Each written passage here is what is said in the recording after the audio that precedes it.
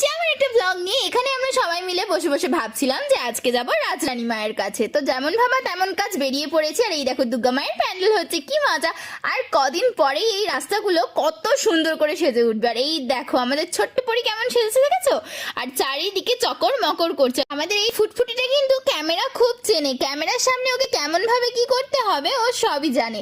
তোমাদের সাথে গল্প করতে করতে চলে এসেছি রাজরানী মায়ের কাছে। এইখানে এলে একটা মনের আলাদাই শান্তি পাওয়া যায়। মায়ের কাছে পুজো দিয়ে দিলাম, পুজো দিয়ে এখানে দাদাভাই দাঁড়িয়ে আছে, এখানে মা দাঁড়িয়ে আছে, আর আমাদের ছোট আর বড় চারিদিকে টুক টুক করে দেখছে। আর এখানে বৌদি ভাই ধূপ জ্বালছে। কে কে পরপর আমি, মা, বৌদি ভাই সবাই ধূপ টুপ জেলে দিলাম, দিয়ে এখানে অনেকক্ষণ ধরে সবার সাথে গল্প করছিলাম। আর এই যে হচ্ছে আমাদের বাবা মহাদেব। তোমাদেরকে একটু চারিদিকটা ভালো করে ঘুরিয়ে দেখালাম, আবার তোমাদেরকে রাজরানী মায়ের দর্শন করিয়ে দিলাম। এবার আমি তোমাদেরকে নিয়ে এসেছি পুকুর ঘাটে। এইখানটাতেই কিন্তু রাজরানী